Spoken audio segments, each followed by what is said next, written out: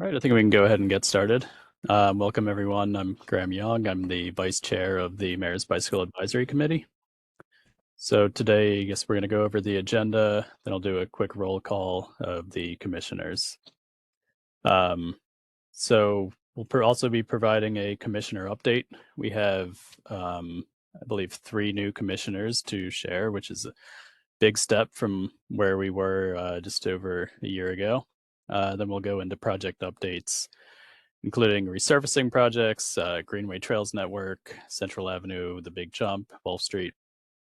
Move on to citations for parking and bike lanes and the tracking tool we have for that, and then provide micromobility and community updates. And just a reminder, this meeting is being recorded.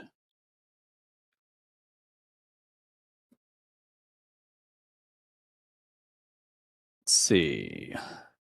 Calendar invite, link 404s.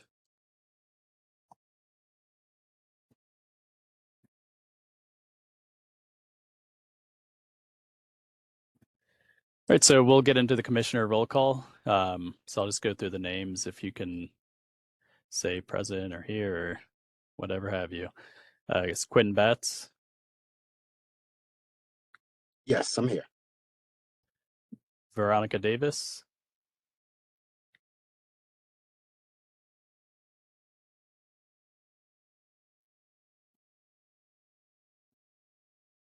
I believe I saw her name online.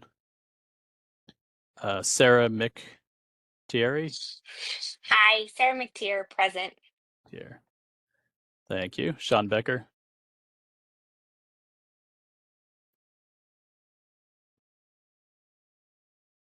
Omar. I'm here. Thank you. Michelle.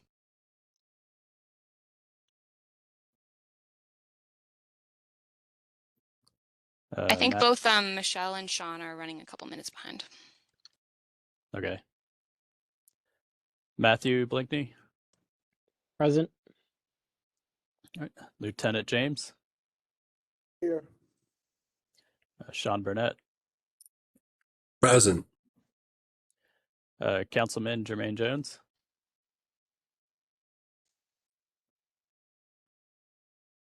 All right. Lauren. Bemmy here. Oh, Bemmy, sorry. And Patrick. Here. Hey, Graham, can you hear me now? Yep. Okay, great. I'm here. It's Veronica. All right. Thanks. Okay, next slide. All right, so I'd like to welcome a couple new MBAC commissioners. Let's see. Right, so we have 4 new commissioners we're welcoming. So I guess I'll describe what your role is, and if you could just introduce yourselves and just give a little bit about yourself. So I'll start with the 2 business representatives. We were looking at this and we got 2 applicants for business representatives, and we thought there was a good sort of split of having one be a local sort of small business representative and Daniel Thompson from the Bike Doctor of Bel Air, and then Patrick Terranova from the Downtown Partnership of Baltimore, representing sort of that more downtown business interest. So I'll start with Patrick. If you're on, are you able to just introduce yourself? And yeah, for sure. So thank you for having me. I appreciate it. My name is Patrick Terranova. I'm the Vice President of Economic Development at Downtown Partnership of Baltimore. Obviously, our interest is in downtown, but my interest goes beyond that. I'm not just a downtown guy. I live in North Baltimore off the Falls Road corridor. Back before I had children, I used to bike to work when I worked at Baltimore Development Corporation a number of years ago.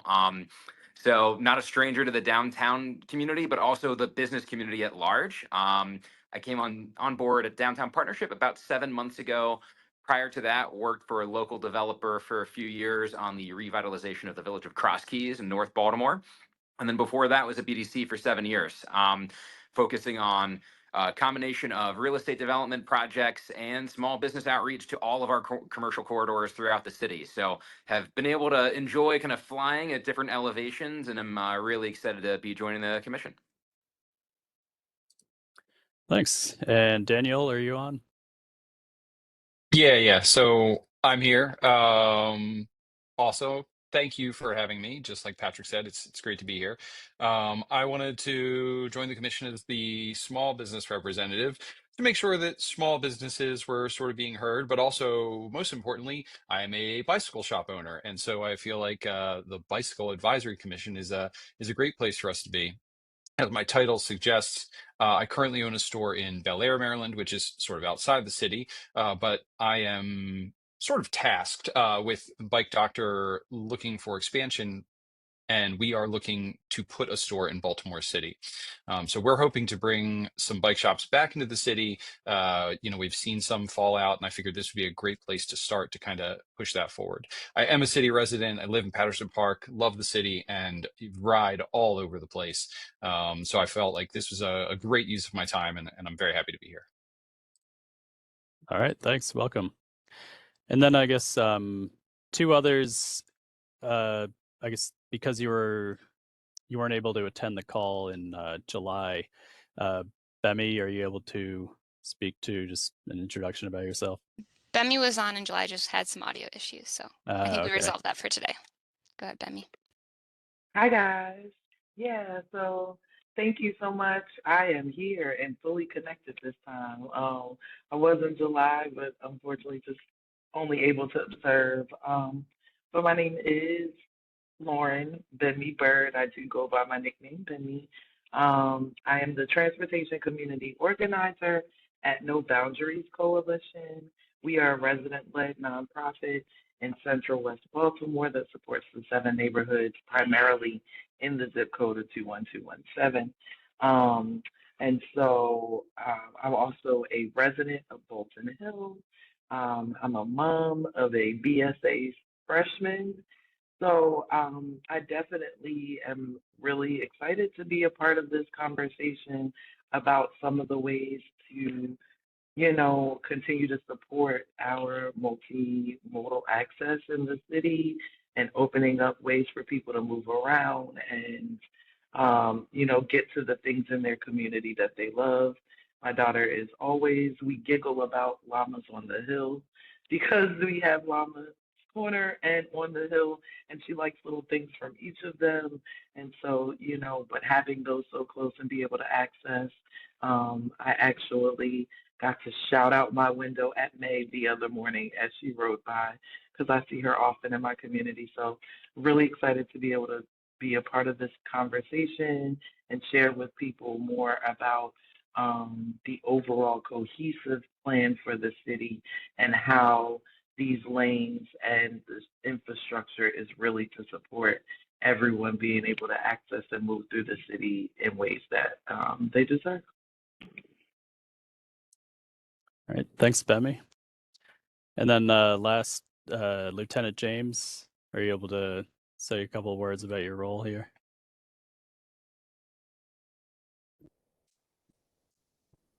Department, 32 years.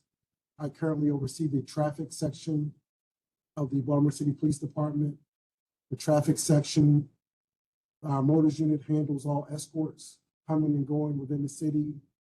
And my accident investigative unit handles the fatal crashes within the city. So I was kind of interested from the police department's aspect of just understanding the intricate details of the bike lane, things that you all are doing with the bike lanes and how that will impact what we do on our side. All right, thanks for attending. All right, and then so we can move on to our proposed new chair.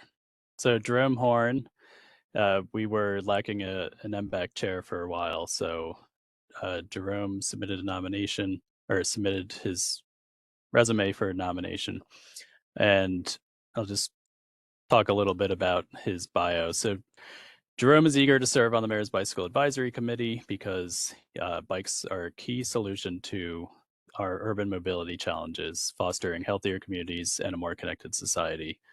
As someone who relies solely on walking, biking, and transit to navigate the city, he sees firsthand the existing infrastructure challenges and the immense potential for what our city's bike network can become.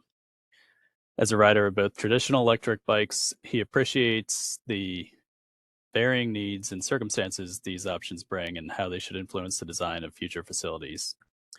As an employee of the MTA, Jerome brings a crucial understanding of the important role bikes play in the first and last mile connections to public transit.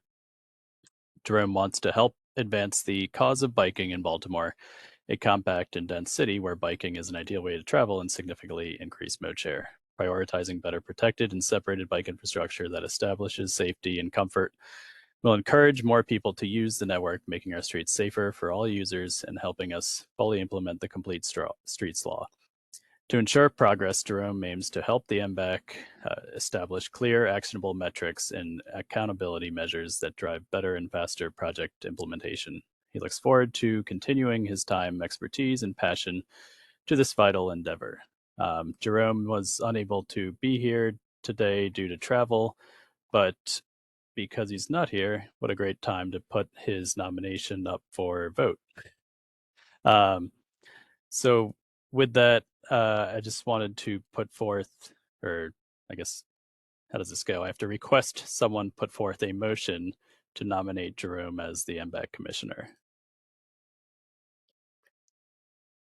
I'll make a motion to support Jerome as the chair of the commission. Second. Right. That was And I'll Veronica that just do, seconded.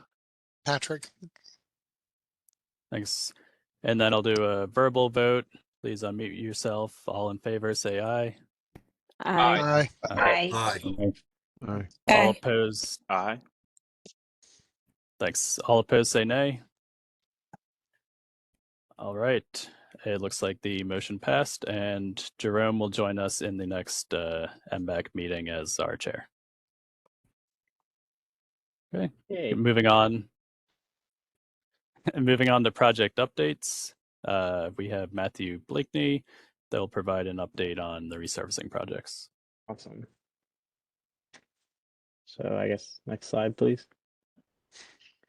Sweet. So traffic and planning has been working together, kind of overlaying the current, we'll say FY 2024, even though that's this year and next on some of those projects, but overlaying the projects, looking at the bike master plan and the high injury network to begin the process of selecting, as we resurface, which one of those streets might get complete streets upgrades, and especially like bike facility upgrades as we cover ground on the bike master plan.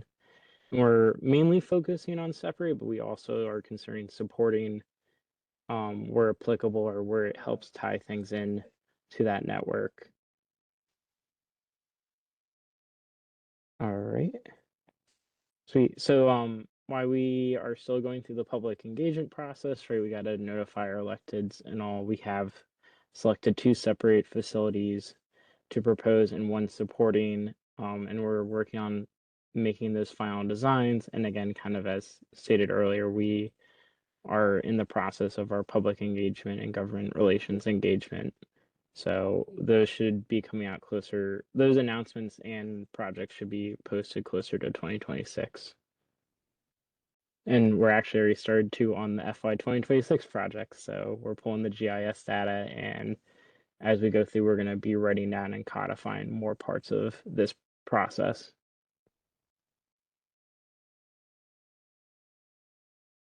And that's all I have. Right. Do any of the commissioners have any questions first? Yes, I do. I'm Omar with Bikemore. So for currently undergoing resurfacing projects like Clipper Road, Frankfurt Ave, and 39th Street, a lot of these are resurfacing projects that are underway that should be triggering required bike lane upgrades, but I don't know that we've seen the plans for those. And Frankfurt Ave just got posted. There were some photos of Frankfurt Ave posted that didn't have a bike lane. are there plans for that? What's going on with that? Matt, Yeah. Mm-hmm. I'm happy to answer that. All right, I'll let Sean take that one then. So right now we're analyzing, as Mr. Bleakney said, a lot of the resurfacing plans. As many people on this call know, some resurfacing decisions are not long-range plans, but are politically driven decisions. Because of that, some of these elements, like Frankfurt, the agency did not have the requisite time in order to fully design and plan out a 0.6 mile facility for installation by the time that they were doing the resurfacing. What we can say right now is that we are having a number of internal conversations in the agency about trying to draw out a solid timeline so that we can begin making premeditated decisions about, okay, if we're going to resurface this road, when are we resurfacing it? And is that in 2 or 3 or 4 years? And then that will allow the active transportation group to begin planning out those facilities, giving them the requisite time to make those decisions, to raise the capital funding so that they can be aligned. At this time, we are playing a little bit of catch up, to speak frankly.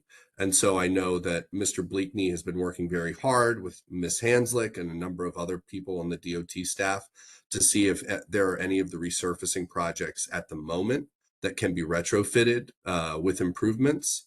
But what I can say with certainty is that the agency is aware of these discrepancies, and we're making strides to make sure that those are corrected in the future.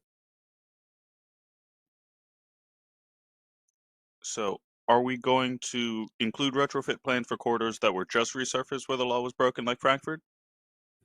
So right now, like Frankfurt, the agency has not had requisite time to do all of the engineering plans.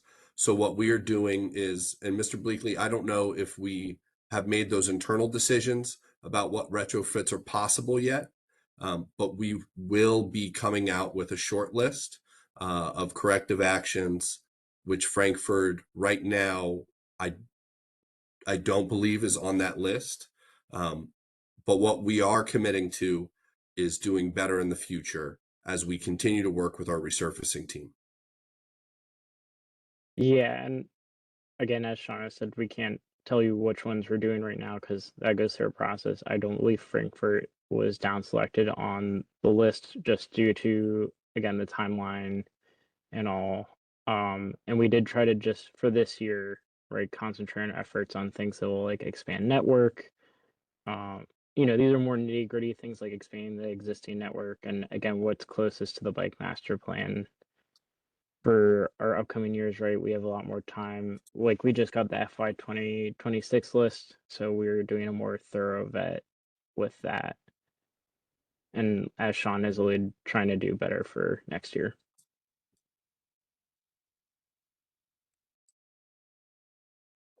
Do we have any other questions from commissioners? All right, open it up to the public. Is there anyone from the public that has any questions?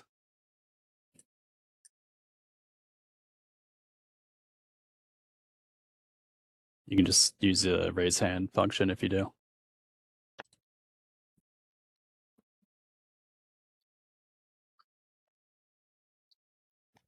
All right, move on to the next slide.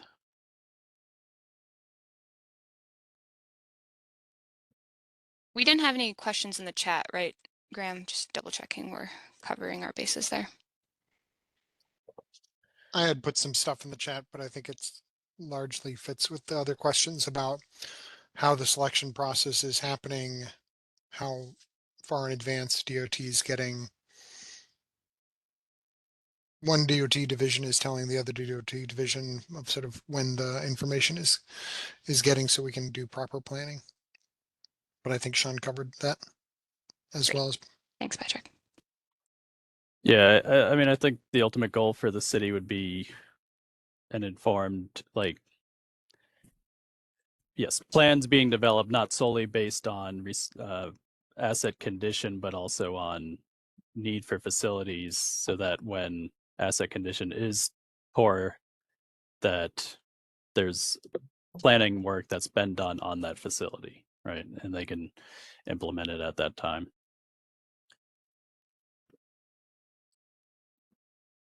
Okay, next slide.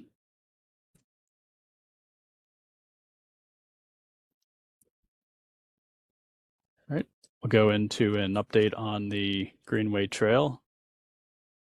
I'll turn that over to Sean. Great.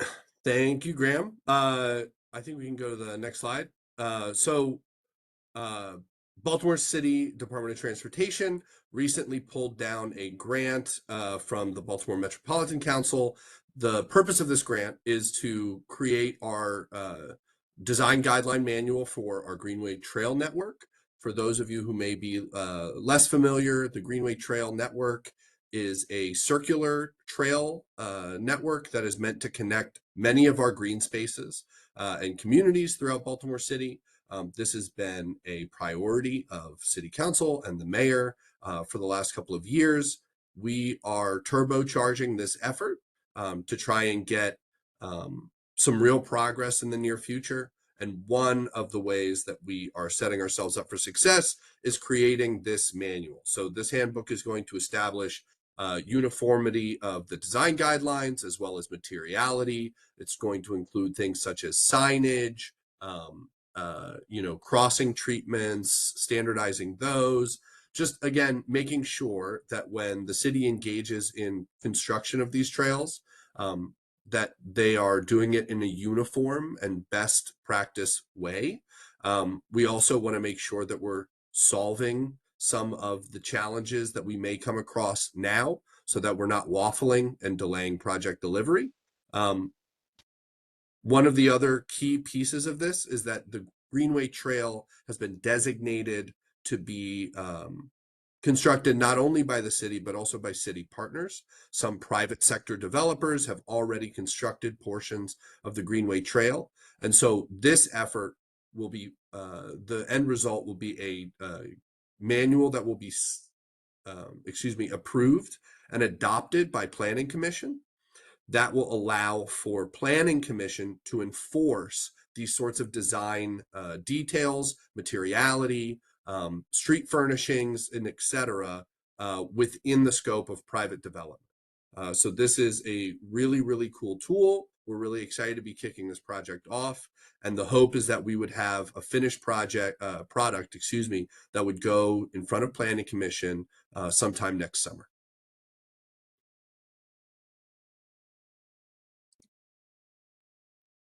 And here we have a couple of examples of other municipalities or states that have done similar plans in their kind of efforts to build out a comprehensive trail network.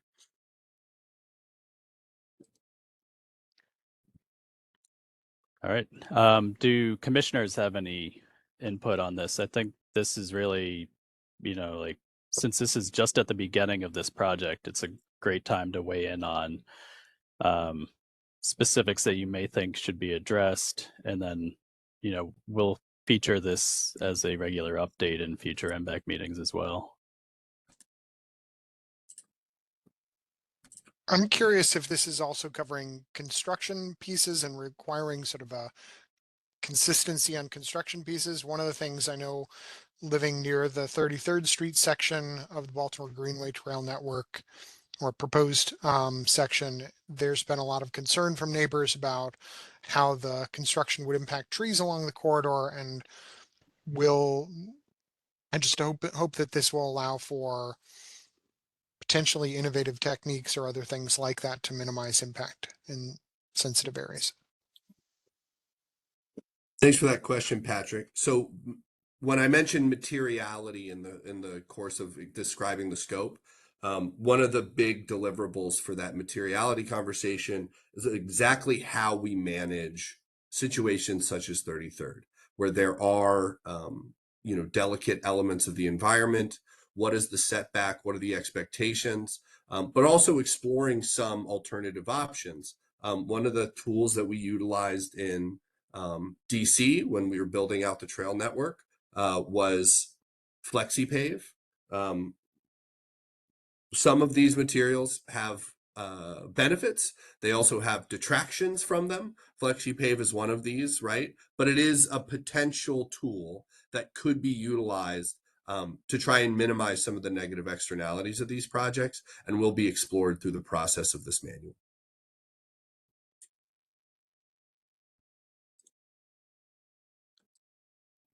Right. Any other questions from the commissioners? Not so much a question, just no. I see Veronica had her hand raised. Oh, I hope you guys can hear me. I've been having sound issues. Not so much a question, a comment. One, I'm excited about the design guidelines. And it's maybe a question more for the planning department. But as we look at the trail, is there an opportunity for trail-oriented design that could happen? And just some examples, there's the MKT Trail in Houston, where you have restaurants and other things that are actually oriented towards the trail. And so from a vibrancy perspective, it's a lot of eyes on the trail. And then for people who are moving through the trail, they like it because then there's built-in bathroom breaks and water and all of those other things that happen when you are on trails. So just something to consider, you know, probably more for the planning department, but just a thought and another opportunity to benchmark. That's a great comment, Veronica. I think so. What I will say is that we've already had a number of private developers who have established, commercial businesses along the projected route, who have shown or demonstrated a level of interest in exactly that sort of thing. So this, again, certainly we could take that into account. I think that could be something that could be integrated easily and would definitely be a huge boon to the long-term success and vitality of the trail. So thank you. Yeah, and I'd say like internally, those conversations have been started with BDC and Deputy Mayor for Economic, well, previous Deputy Mayor for Economic Development, and yeah, it's something we're interested in advancing. I think we'll actually learn a lot too from the new planning director, who has experience with the Atlanta Beltline and the trail-oriented development that went in around that.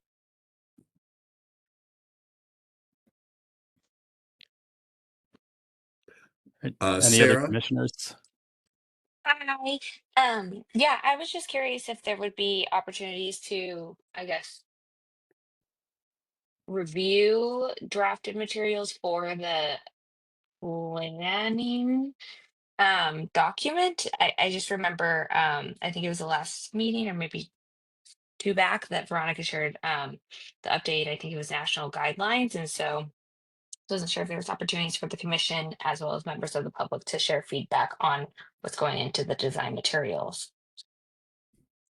Sure. So right now, the way that we've established the kind of timeline for this project is that a lot of these things are not terribly nuanced. A lot of it is just finalizing technical engineering documents and trying to set some of these established guidelines. But I think that one of the plans that we have is previous to going to the Planning Commission is that when we have some more formalized drafts, I think that we would love to walk the commission through some of those. Yeah, for sure. Great, thank you.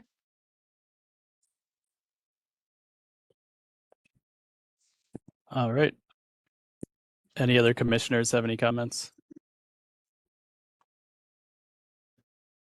And I guess I can open it up to the public. Any public comments?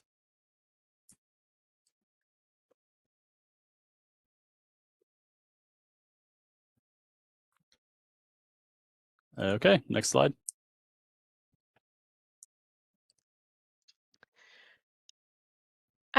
Hi all, I'm Micah Zaslow. I'm a planner at Baltimore City DOT. I've recently began as the project manager for the Chinkapin Run Trail project on behalf of DOT. This project is in very close partnership with Rails to Trails. So Quentin, feel free to jump in at any point too, but basically Rails to Trails is managing the 0 to 30% design process. We entered into an MOU with them to establish the roles and responsibilities, and that we would be taking over the 30 to 100% design following completion of 30%. But a little bit first about the project itself. The Chinkapin Run Trail is a 1.8 mile shared use, multi-use path that runs between East Lake Avenue and Paring Parkway. This goes goes through about 10 neighborhoods. So it is a very lengthy trail with a lot of effects on but positive benefits on the areas around it. And the trail design will include intersection improvements at several major streets for safer crossings. You can go to the next slide. These are a few of the key cross streets that will receive intersection improvements along the trail. So yes, during the 30% design process, we will look at safety improvements to these as well. Next slide. So kickoff just began in September. As I mentioned, Rails Trails is managing 30% design phase. Tool is our consultant. We are holding stakeholder meetings, and Rails to Trails has been attending various community association meetings in the affected areas to get feedback and share information about the project. We will be holding a public meeting in February, and following that, our tool will have 2 preliminary alignments options, and so this process will we're looking at being completed with the 30% design in May. Yeah, I don't know, Quentin, did I miss anything? Or is there anything you'd like to add? Uh, Sorry, my camera's off. I'm on my Yep. way to a meeting, but I think you covered it all. And if anyone have any questions, please feel free to reach out to me. I was just going to say I'm excited for the connection that this has to the Northwood Inspire plan, as the trail will go right back next to the school, and we're working to make sure that the plan includes support for and as much information as we can about that, although the plan will probably get approved before that February meeting. Good to note, though. Thank you. Right. Any questions from commissioners?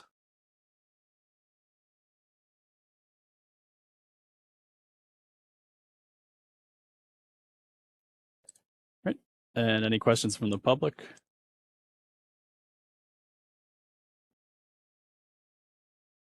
It looks like we do have one comment in the chat saying from Julian, saying this would be a great opportunity to implement raised crosswalks or speed tables at all roads that cross the trail.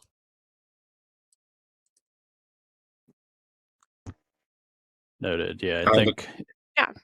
I have a quick question. Sorry. You guys might not have gotten to this point yet, but do you know what the trail surface you're anticipating using on this is going to be? Yeah, I don't believe we have gotten that far in the process. If there are any kind of recommendations, though, that's definitely something that we can note, or, in future public meetings, or feel free to reach out through the Streets of Baltimore page as well throughout the process. That's live now as well. But yes, I can also put my contact info in the chat. Okay, thanks. Yeah, thank you. Veronica, is your hand still up? Is that an old? No, I think it's an old hand. Okay. But yeah, I think intersection design will be critical at any crossings, whether it's signalized or raised crosswalk or anything like that. Okay, next slide. All right, I will be giving an update on the BGE corridor for the Greenway Trail.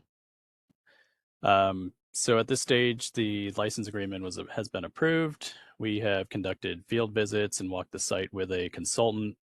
We pretty much finalized that scope.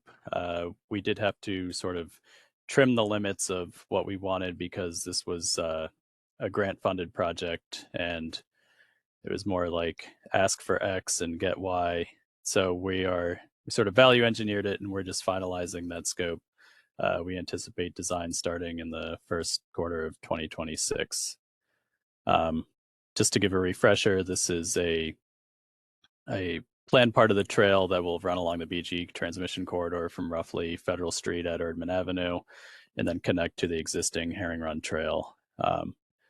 It's unique in that there's significant grade changes, and it has to sort of be a BG maintenance path due to the relatively narrow right-of-way and other constraints of the site. So what the road that I call it the road, but the trail that we design will have to function sort of like a road when BG needs it to be. So that's a unique feature. But the picture that's shown is in Seattle. This is a trail project that they put on a transmission line corridor. So it will likely look something like that. So that'll open it up to commissioners if you have any questions.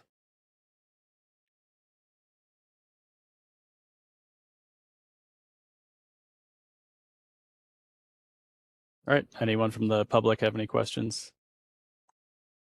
Chris?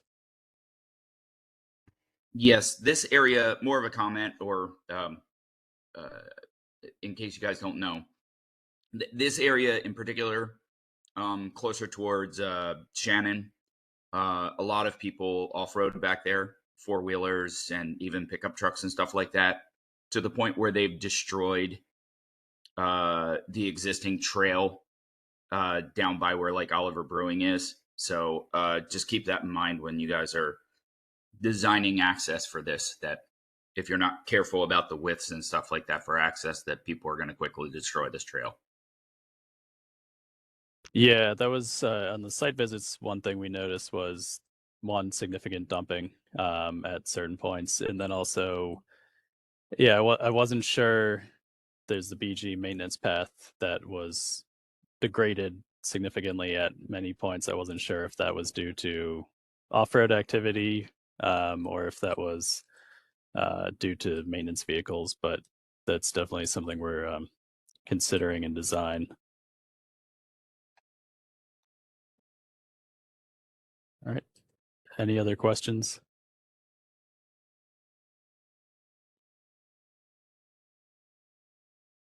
Okay, next slide. And I'll be providing an update on the Norfolk Southern Corridor as well.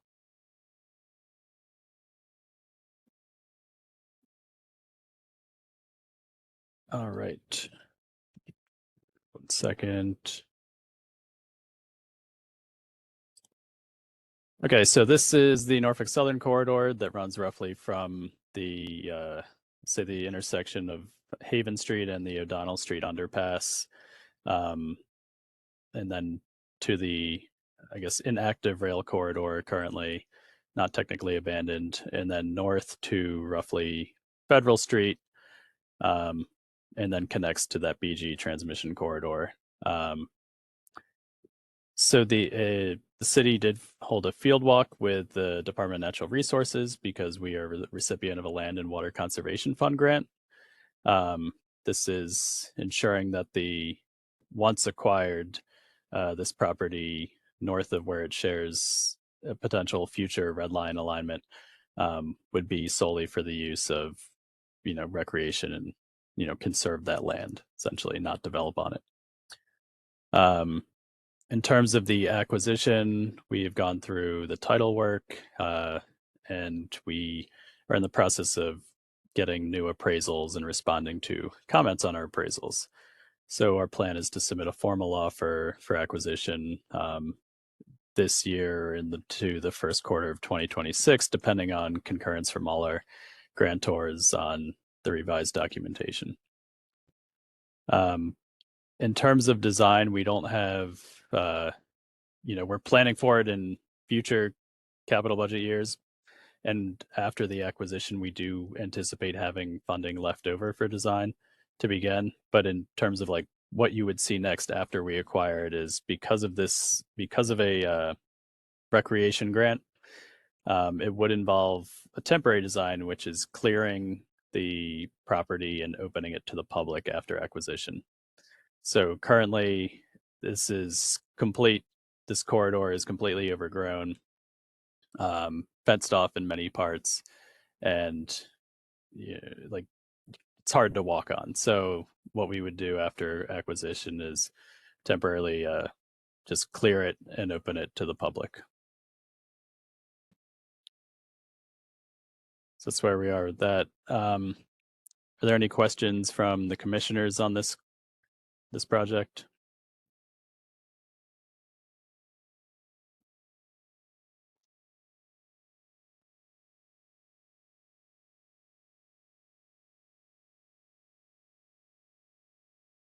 All right, any questions from the public? It looks like Chris, you have your hand up. Sorry, this is the stuff that I like and most familiar with. So within the last 2 months, somebody actually installed a metal fence across the old Eastern Avenue portion, right before you get to the Eastern Avenue underpass, where one of the proposed access points was. I'm not sure if you guys were even aware of that. I have no idea who installed it, but you used to actually be able to just walk right up onto the disused train tracks there. So just wanted to let you guys know if you hadn't seen that yet. So that goes across the bridge? I mean, not across the bridge. It means parallel, with the train track. So if you were headed east on Eastern Avenue, right where old Eastern Avenue was, and then there's the underpass. So it forks, and there's that that car dealership kind of thing there or whatever. And it dead ends into those train tracks. Within the last 2 months, somebody has installed a metal fence, not like a chain link fence, but like a metal fence across there. I have no idea who installed it, and it kind of surprised me when I saw it recently. Yeah, I'm not aware of that, but it is still technically private property owned by the Norfolk Southern, so it's their right. It's them. And to be clear, when it becomes city property, there are still some pretty significant safety concerns with the corridor, especially where there are lingering environmental concerns and overgrowth and things of that nature. And so this is not going to be public access for some time. I know that there was some legal concerns that necessitated the rail company closing some of these portions where people could potentially have accessed some of the stuff, but at this time, it's just not a safe area to be in. Yeah. I think the city would still need to go through, as part of the acquisition, just due diligence of environmental studies, structural evaluations of the bridges, and obviously before we let people walk on it, any railroad ties and infrastructure that are existing would need to be pulled up as well.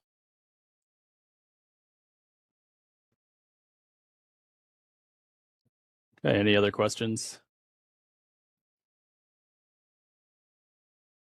I guess, Julian, to answer your question, there have been some alternatives. So the question is, has the alignment for the gap between the BG corridor and the Norfolk Southern corridor been finalized or at least mocked up?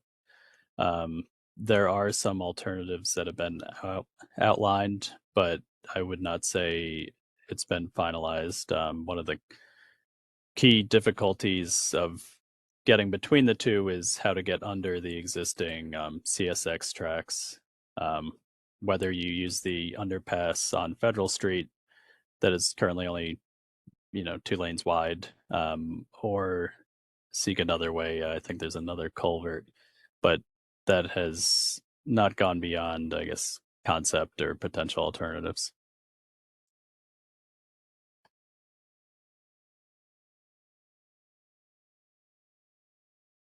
Okay, moving on. project update for Cherry Hill.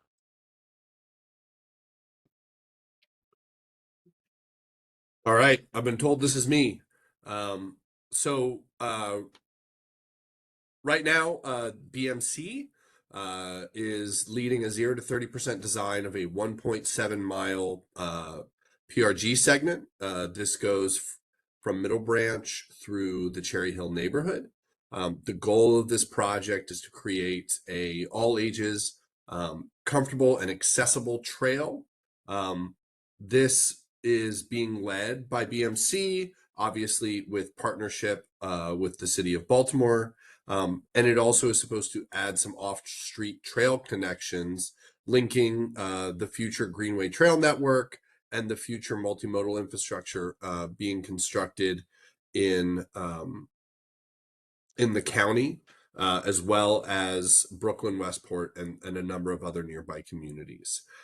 Right now, we are considering 4 separate alignments. I think we could probably go to that slide now. So right now we've narrowed it down to 4 different alignments. These we're kind of still bandying about. We're going to take these to the public. Do we have information on the public meeting, May, on the next slide? I also think Miriam, I did see joined at one point, so I don't know if she wants to speak to it as well when you wrap up. Okay. Miriam, do you want to talk now maybe about the meeting November 4th? If you're on the call? Yes, sure. Hi, everybody. I'm Miriam from Baltimore Metropolitan Council.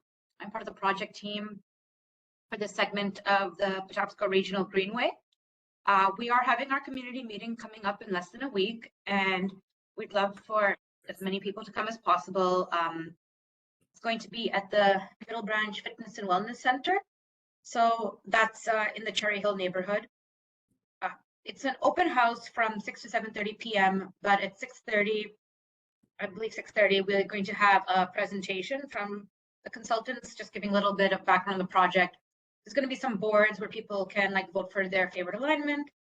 We'll have a printed survey, all that.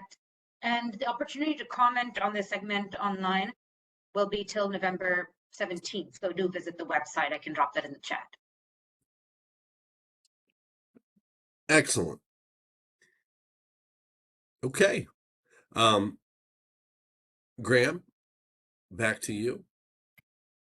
All right. Do we have any questions from commissioners to Sean or Miriam?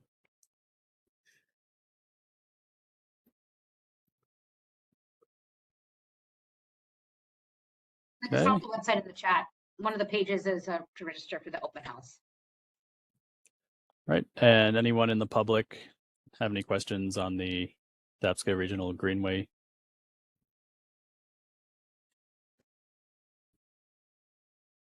Okay, next slide. All right, and Matt Blinkney will give an update on Central Avenue. Yes. All right, next slide.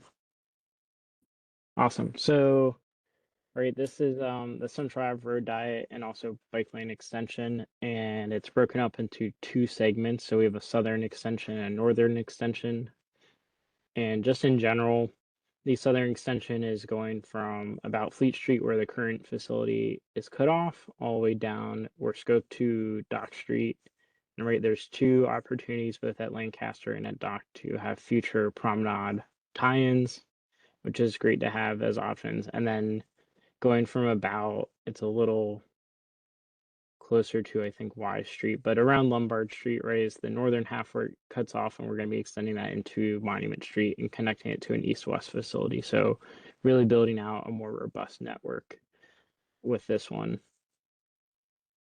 Obviously, oh yeah, no, that's good. So we're going to have our first we're having 2 meetings, one for the south, one for the north, right? The December 11th meeting is for our southern section. It'll be at the Living Classrooms facility at 802 Caroline Street from 6 to 7:30. And then the WebEx link is also attached to slides. So please come if you can. We love to hear your insights and present kind of what we're thinking. And just for clarification, this is building off of 60% plan. So there is some room for very minor design changes or, touching up things here and there, but this is building off existing plans that were designed, back in, I believe, 2023. And again, this is a northern and a southern extension. The northern extension is still tentative to be scheduled, but it's looking at around January 22nd, going to or being held at Dunbar High School, just as a tentative holder for everyone. All right, next slide. I think that might be it. Okay, cool. Are there any questions? Yeah, commissioners. Yeah, I had one question. When it comes to outreach regarding the meeting, I guess what did that look like, or as far as letting the community know and informing them on this meeting is taking place? Yeah, so right now we did post the Southern flyer online, and I have. Okay, sorry.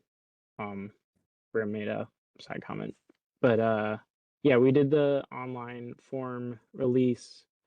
Right now, I've been talking to my chief just about different avenues for more like the business side, especially on the south too, and then we could do potential flyering in addition to that, if need be, just more on a community level.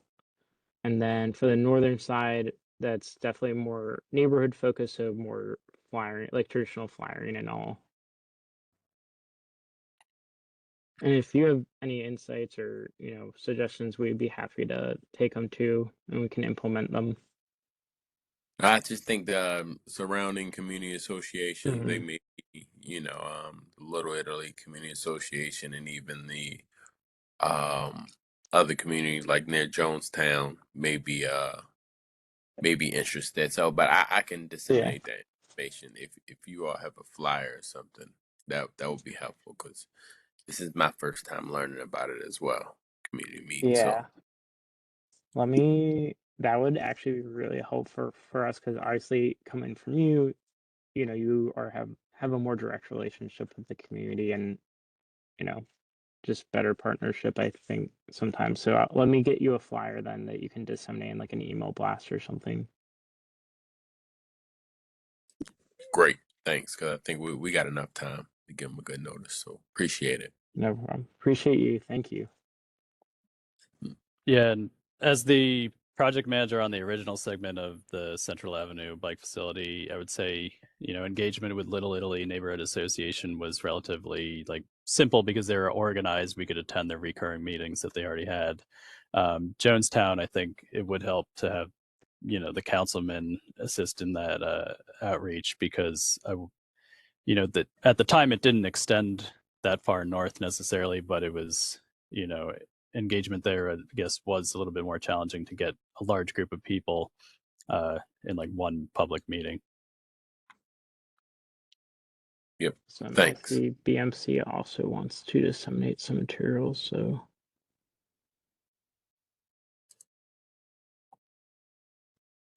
Right. Any other commissioners have any comments or questions before we open it up to the public?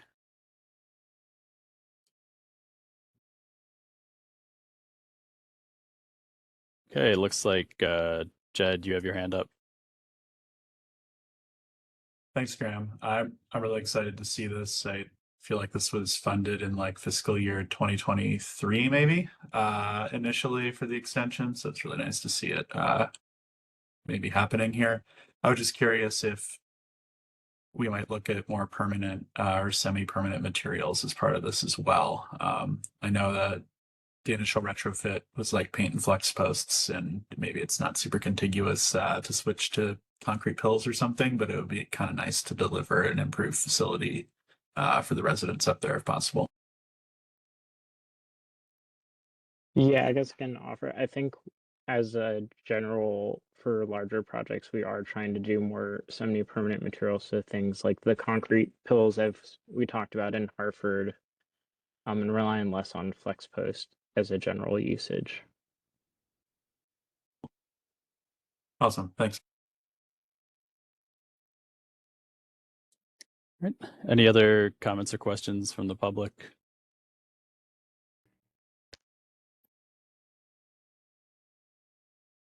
All right. Next slide. Great. I can jump in here.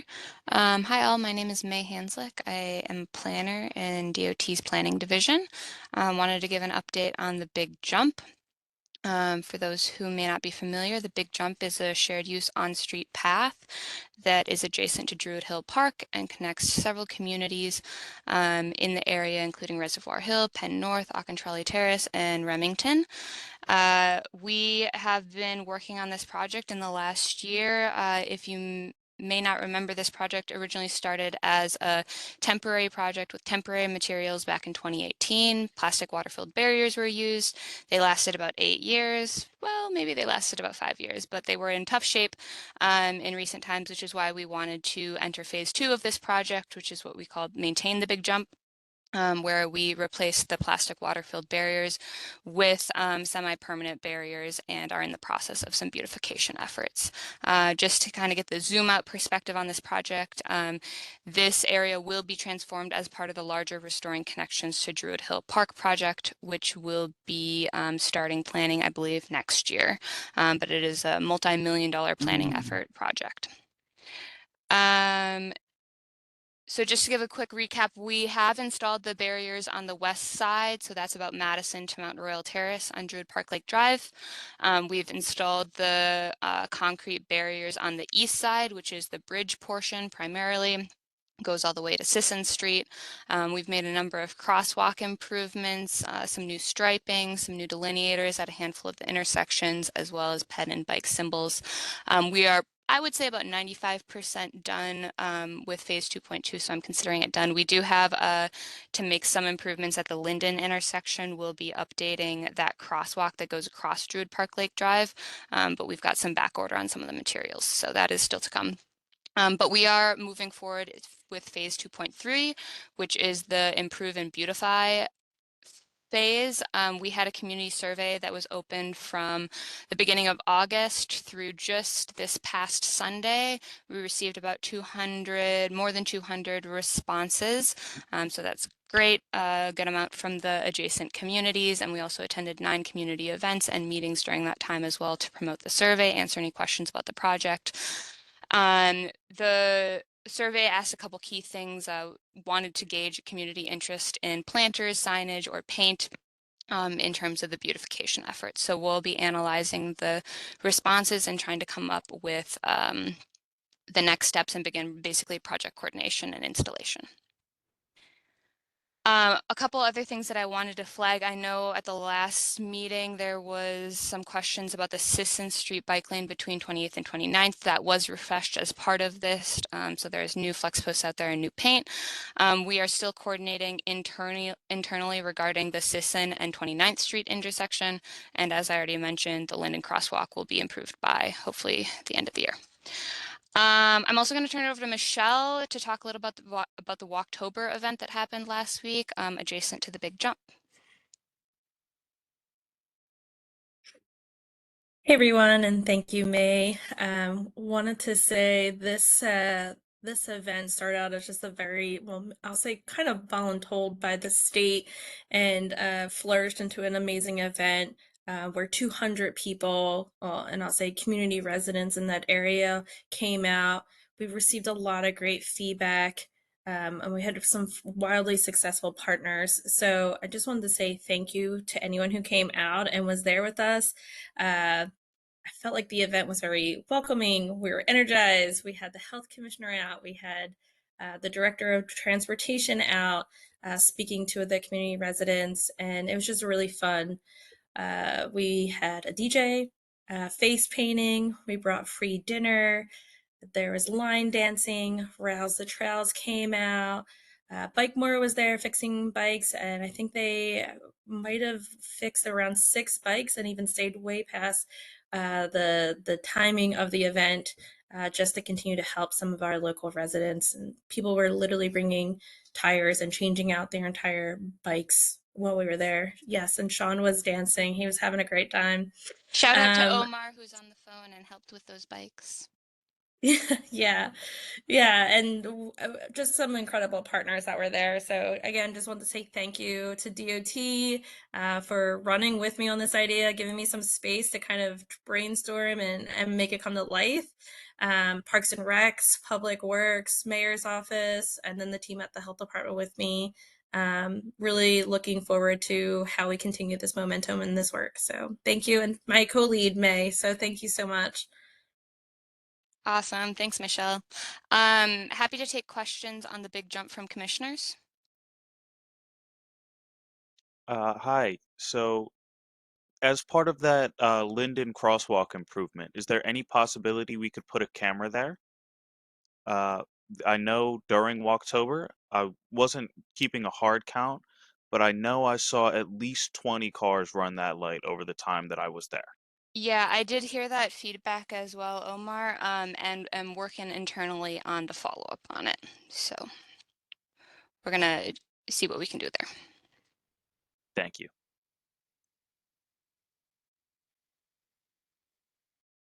Anyone else? Councilman Jones, and is that an old hand or a new hand? I'm sorry, that was an old hand. Old hand, okay. Anyone else, commissioners? All right, question from the public. Tim, do you have your hand raised? Yes.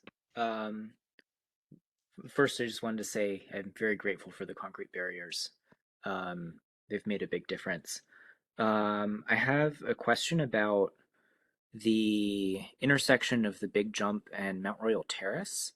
There are like 3 concrete barriers blocking access from Mount Royal Terrace. I'd like to be able to get from the Big Jump to Mount Royal Terrace.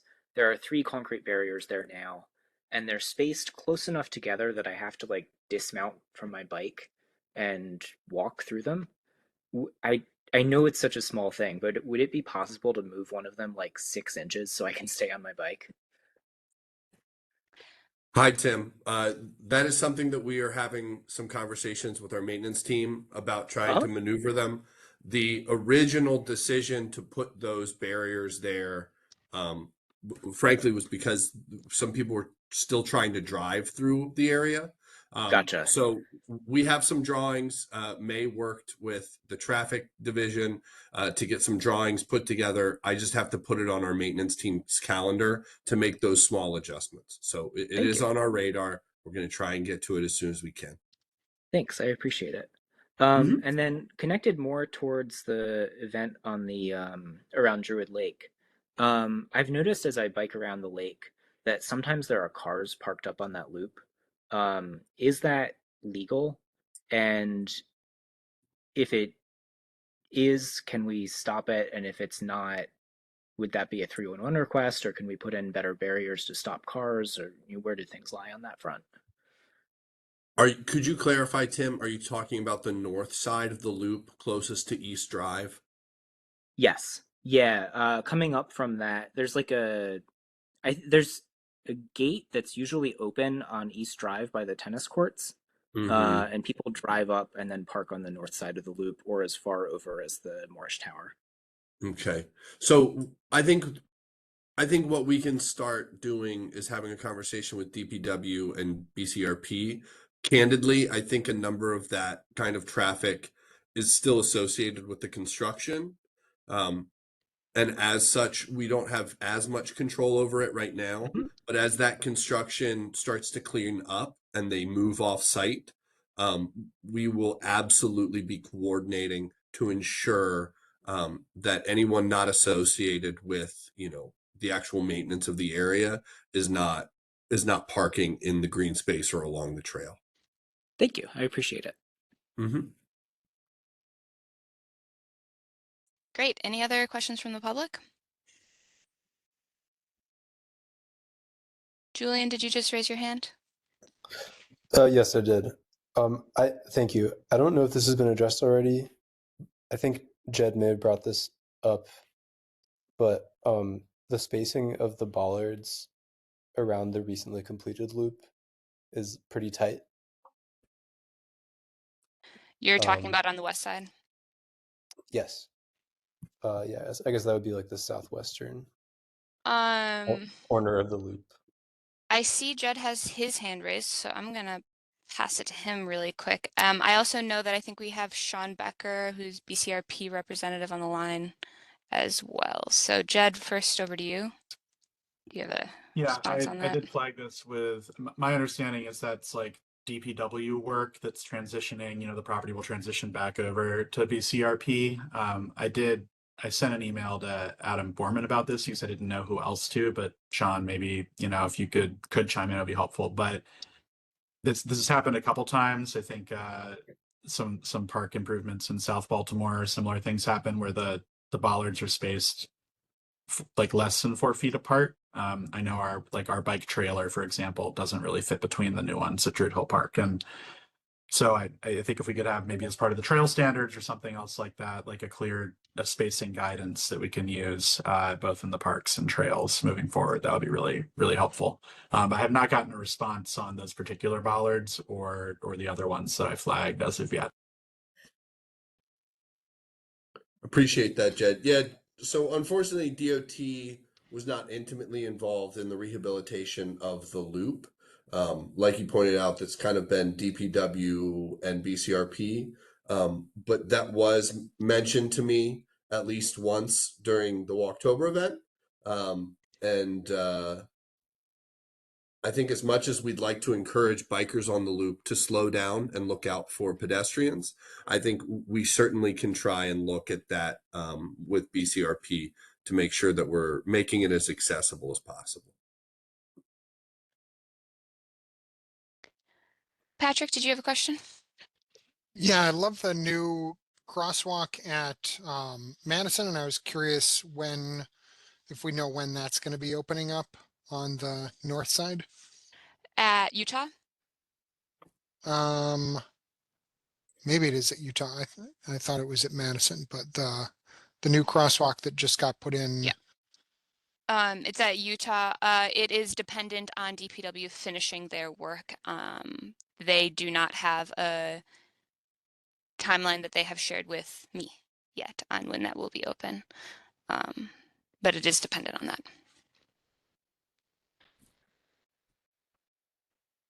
Okay. Any other questions? All right. I think we can move on. Great. Wanted to also give an update on Wolf Street, as I know this was a topic of conversation at the last MBAC meeting. We are in the process of analyzing all legacy requested projects. That includes Wolf Street. Wolf Street will not, just to be clear, will not include a bicycle facility on it, as it is included on the Washington Street project, which will have a two-way cycle track.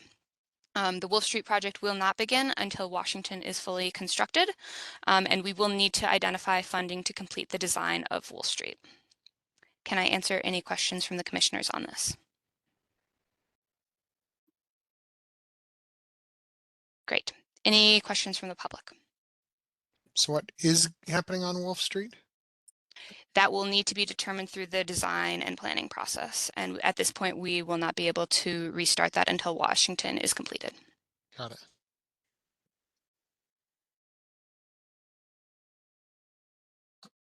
Great.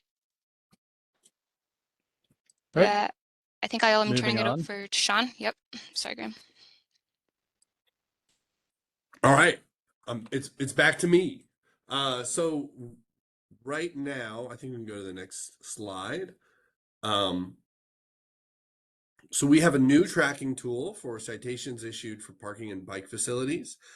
This is going to be our combination GIS mapping, and then also our analytics tool. It'll give us good breakdowns of where enforcement is happening, how frequently, how many citations are being issued, where those citations are being issued, and where the enforcement is being targeted. I think we can go to the next slide.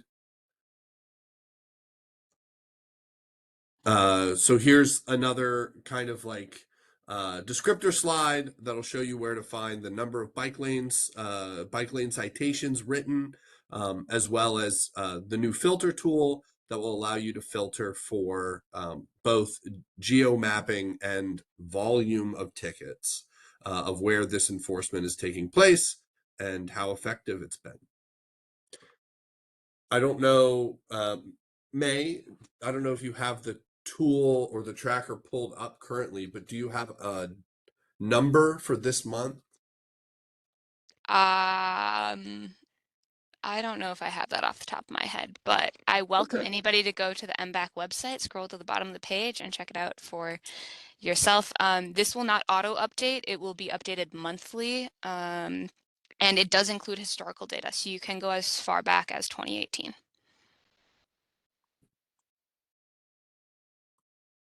Does that also include like 311 requests for the same thing, or is it just the enforcement pieces? I believe that So it's just the citations that were issued. Sorry, Sean. Oh, it's all right. I was just going to say, so we have from the 1st of October to the 19th of October, which was when it was last updated, we had 177 citations issued. But I guess to answer Patrick's question, Yeah, it doesn't cover 311. So I guess, I mean, I regularly put in requests that by the time the DOT, the police get there or somebody gets there for enforcement, they're gone. Just maybe Right. another helpful piece. Yeah, I feel the same. If we're reporting them, we want to know, or I would like to know how many are actually being issued, because we're taking the time to stop to report them to 311. So it would be nice to know if it's getting any response or if we just need to stop. So I would encourage everyone not to stop submitting 311 requests. The city has a Salesforce program that tracks all of the 311 requests. That is an internal format and would not be something that would be subject to a public dashboard. This dashboard is to show issued citations. However, all of your 311 requests are always tracked, always recorded, always logged, and always followed up on. And when you say always followed up on, what does followed up on entail? That means that it is scrambled to available staff. Those staff are then, you have to understand, we receive not only bike citations, right, but we also get all number of parking concerns through 311. And when we have available staff, those things are pushed through the Salesforce app and they're pushed directly to our enforcement officers in the order that they come in. Our enforcement officers are not always able to go to every site where there is a concern being logged within minutes of the concern being submitted.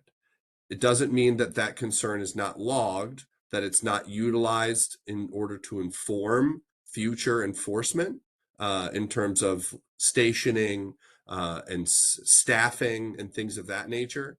But because we get a lot of these requests and because we only have so many enforcement officers, it's not always possible for those enforcement officers to drop everything and rush to that immediate site. So for things such as double parking or parking in bike facilities, we don't have 100% success rate. We do have a 100% response rate. I have a question about that. Understanding those limitations, and even the expectation is not, of course, that they would drop everything and go to that site. Is there any way to, I guess, nudge or perhaps even incentivize 311 users like me or anyone biking around the city to know that not just that it was responded to or that the request was closed, but whether or not that car was issued a ticket? Because I think there's a little that might be what Suzanne is asking, or what some of us are getting at. Not just that Sure. it was addressed, but like, did that person actually get a ticket? Because I Yeah, think that probably lead folks to continue, as you're asking, Sure. to file 311 requests. I think, Colin, and I think that that's an interesting idea. I think that we would have some concerns at least at my level, about what information can we share out with the public in terms of that sorts of stuff when it comes to personal vehicles and citations that are not generally pinged to certain other individuals within our communities. That's a conversation that we can certainly have with legal and some of these other things, but it's not something that we're looking into at this time. Well, many of the reports that I make are for city vehicles, BPD, the fire department, DGS. So it seems like that wouldn't be information that would be confidential on any level. So it would be nice to see not only are these vehicles being ticketed, but whether there's proactive conversation with these departments about not parking in the bike lanes, because they seem, in my experience, to be the worst violators, especially BPD. I appreciate that comment. I think when it comes to most city agencies, such as DPW or maybe even DOT, if you see those, I would submit it on 311, absolutely. But I would also, consider taking those pictures and emailing them directly to the agency.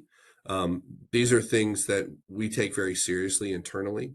And so we do not encourage our staff members to utilize bike lanes as parking, not even overflow parking, right? And we've also had a number of internal conversations about those expectations.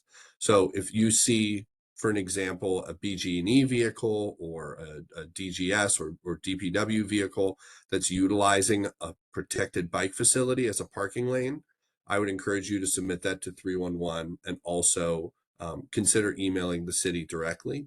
What I can say about BPD is that when it comes to emergency responses, we want to be sensitive to the time sensitive nature of their work. And there are some allowances we make for first responders in terms of, where they feel safest stopping their vehicles to respond to emergencies. But I'll also say this, we are working, the city of Baltimore is, on our Vision Zero efforts. And one of the big conversations that we're having in terms of Vision Zero is how do we do internal training to make sure that all of the represented city agencies are doing their best to ensure a safe environment for people who are walking, for people who are biking, and that sort of behavior, utilizing the bike lanes as a secondary parking lane or storage for their vehicles, is something that we are having many conversations about. So I appreciate your comments, Suzanne. Great, and that's good to know that the worst violations I see are at headquarters, central headquarters, which is not really an emergency. They're using the bike lane for parking so they can go into the central headquarters. So it's reported regularly, but we will continue, or I will continue reporting, but I would really like to see some change. So I appreciate y'all's efforts. What's the bike facility there? The bike facility? Yeah, that they're parking in. The bike lane. There's a bike lane in front of central headquarters at Fayette and President. So that bike lane goes, there's a red lane as you cross President going west. That's where they park their vehicles. Okay, 601 East Fayette Street. So the bus lane. The bus lane, bike lane. Yep. Okay. Yep. And sometimes when they pull out, they just continue in the bike lane past past Calvert, moving west on Fayette.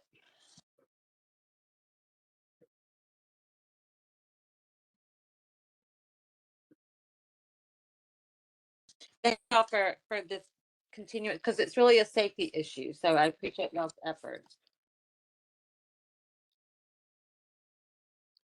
All right.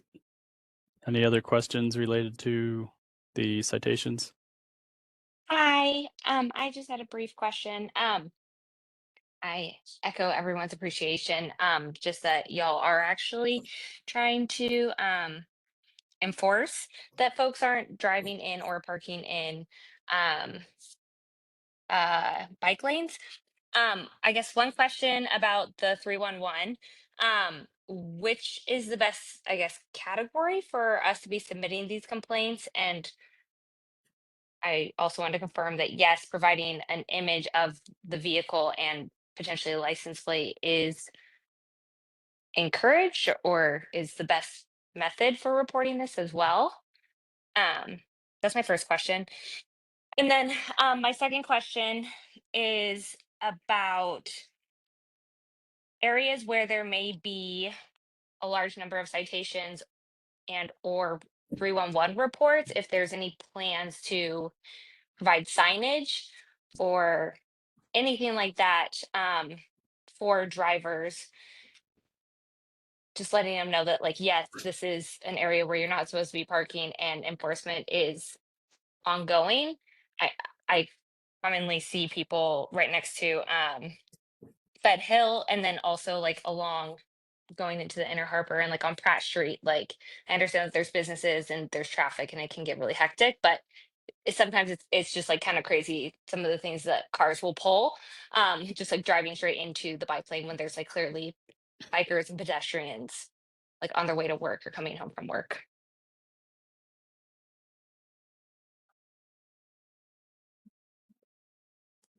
Thanks, Sarah. I appreciate that. I think right now, where the agency is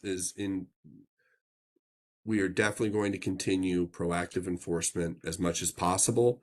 When it comes to signage as a deterrent, you know, what somebody told me a long time ago is a sign is not a police officer and a sign is not a traffic control officer. Very often these signs are not super effective. I won't say that they're never effective, right? But they don't have the kind of impact that we're looking for. I do understand those concerns, and I think that this is a dire situation when it comes to the safety and sanctity of our protected facilities.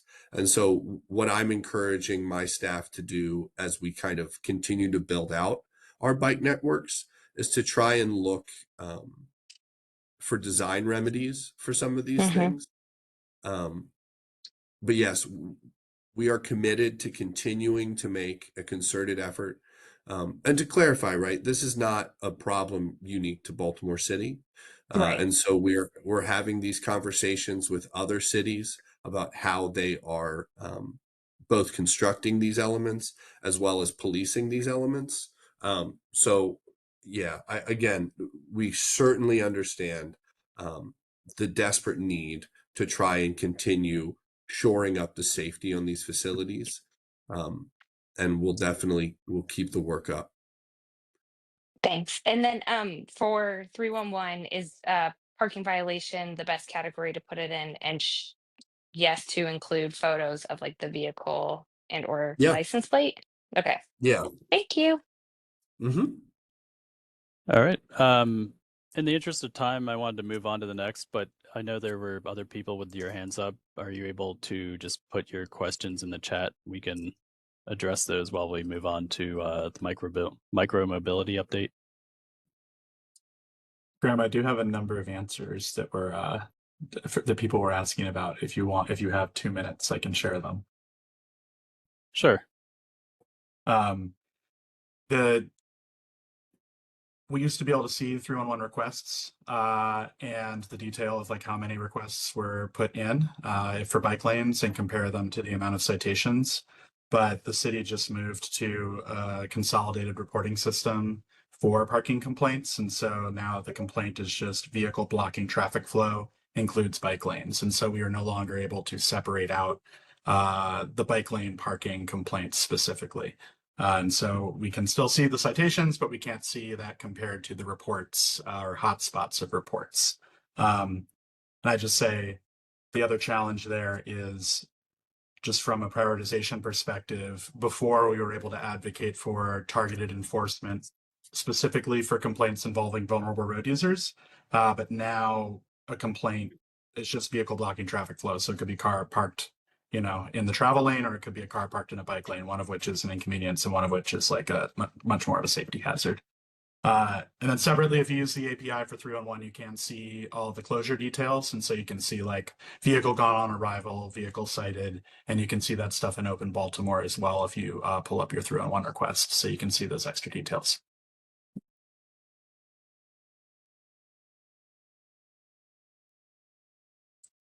All right. Thanks, Thank Chad. you, Chair.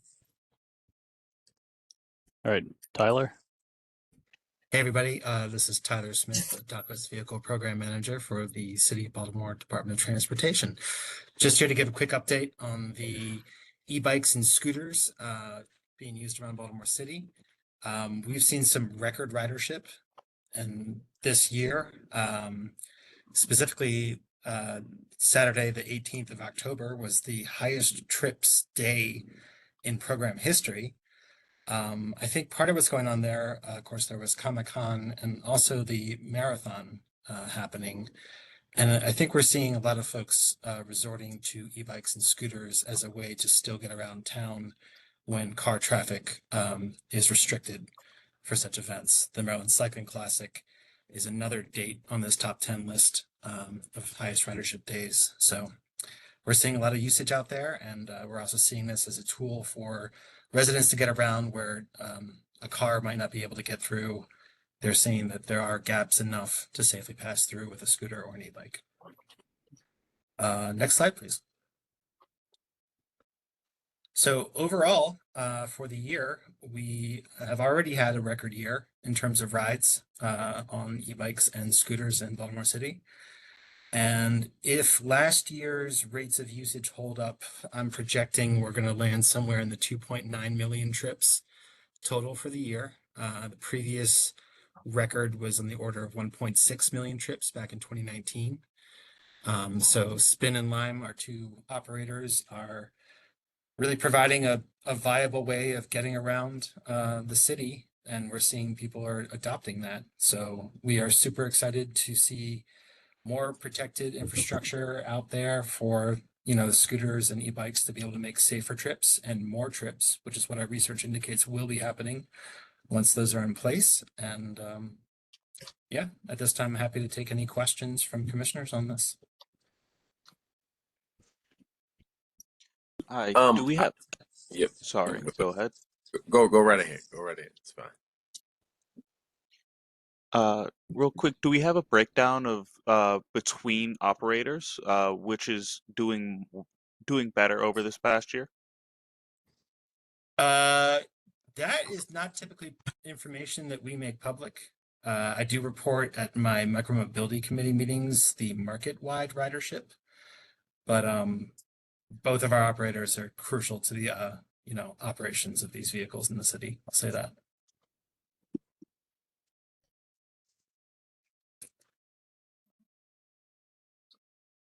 I think I heard another question coming in. Oh, yes. One other question. With that data and like the way it's layered, I guess I just don't want the narrative. I would be mindful that the narrative doesn't become, because we make it harder for people to drive or get around, then more people are using the bikes. You know, when it becomes, it's because the same day of the highest ridership, you know, was the same day cars couldn't get around. And I just don't want the narrative, whatever we can do to kind of overcome that narrative as well would be helpful. That the harder we make it for vehicles to get around, the more people have no other choice but to use the dockless transportation.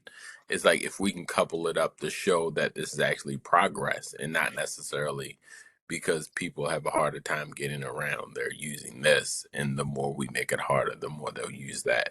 Like, as I just want this to be looked at as a viable option for people to get around, not an alternative because they have no other choice.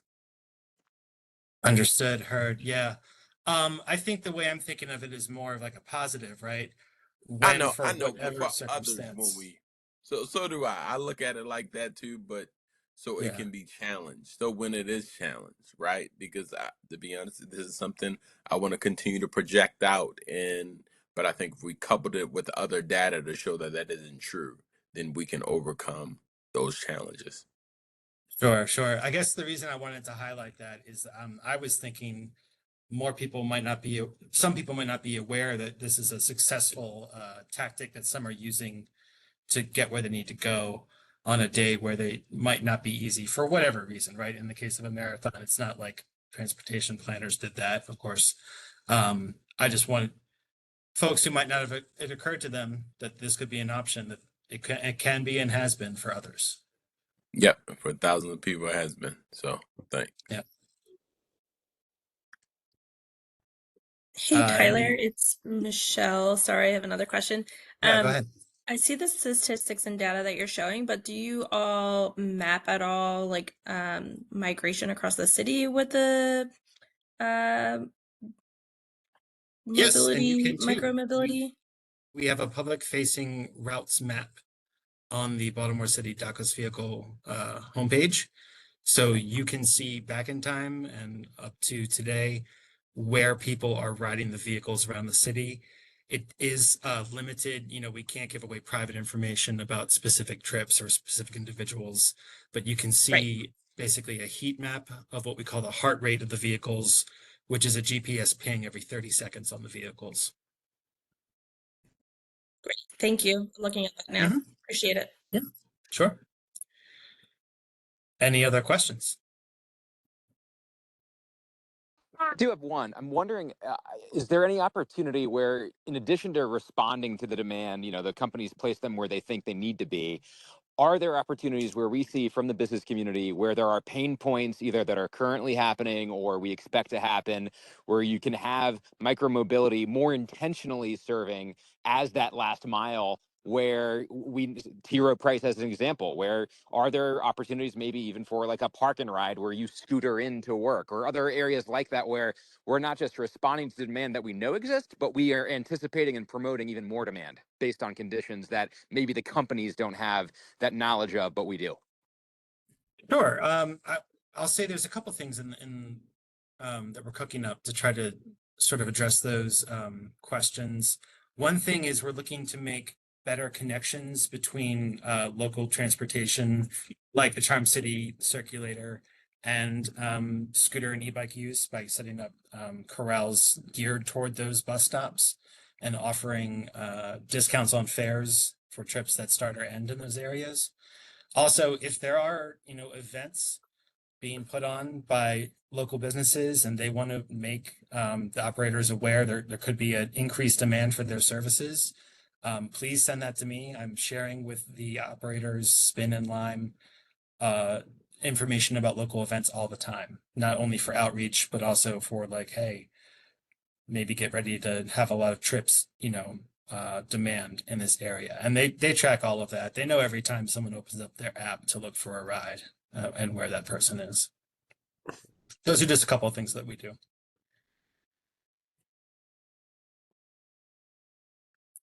Anyone else? Yes, it's All right. Michelle. Can I ask one more question? I know I'm just kind of curious of what your plans are moving forward. I am looking at the map and notice some of the major areas that, you know, we're aware of that have lower health status, lower economic status, areas in neighborhoods that we're focusing on for the community health assessment and needs assessment. So I'm just curious if there's a strategic plan around that as well, making sure we get mobility across to other neighborhoods that don't necessarily have it. So things that point out to me right now, Cherry Hill, Brooklyn, Lakeland, Park Heights, they all seem to be light colored when it comes to the shared mobility trips, I'll say. I actually think Cherry Hill sees pretty high ridership for dockless rides in general, personally. But in terms of strategies that the city is taking, we do have our equity zones, which are mandatory deployment sites around the city.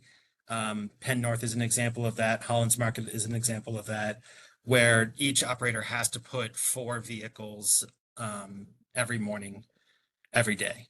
So that's one way that we try to make sure that there's availability of the vehicles across the city.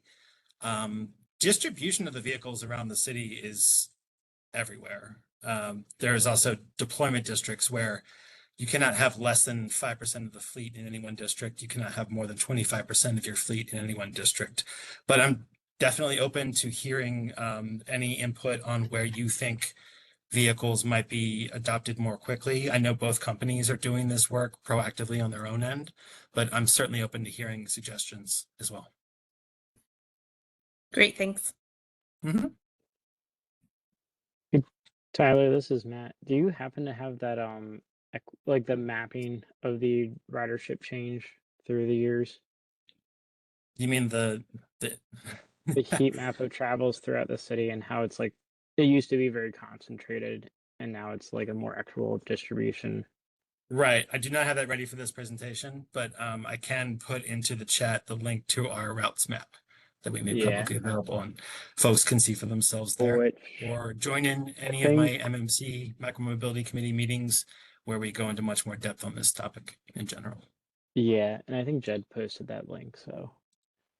Oh, great. Thank you, Jed. And Tyler, can you put the information about that next, whatever you call it, MNC Yeah, meeting? other than saying it's going to be January 8th, I don't have a lot more on that yet. We'll be developing that, getting that on the socials as well. Okay. All right. Sorry, everyone. We went over about 8 minutes, but we still have one more thing. Sean will close us out with community updates and events. Hey, everybody. So this month we've got Bike Party. That will be on the 31st at 7 p.m. We also have a Baltimore Greenway Coalition meeting, and that's on December 9th from 6 to 8 p.m. That location seems to be determined. I don't know if Omar or Jed or somebody from Bikemore wants to walk through these last two items. Sure. So Mobile Bike Shop, we're going to have our final one for the season over at Druid Hill Park near those tennis courts on the opposite side from the big jump. That is, hopefully the rain holds off or is light enough that we can get out there. I know it is supposed to rain tomorrow. And then Cranksgiving, that's our Alley Cat fundraiser food drive going to be happening on November 22nd. That's the Saturday before Thanksgiving. That is going to be starting at Harbor Place Pavilion. Then we're going to have our after party following that. It's a great time. You should definitely come out. And yeah. Great. All right. So to close this out, right now we have not established the dates for all of the 2026 MBAC meetings. However, they will be shared with all of our socials on DOT, so keep an eye out for them. We want to thank everybody for attending all of the meetings this year. We want to wish you happy holidays as we round the bend into November, and we will see you early next year. Graham, do you have any final words? Nope. Okay. Thanks, everyone. Thank you. And yep, Jerome Horn will be leading this next one coming up as the chair.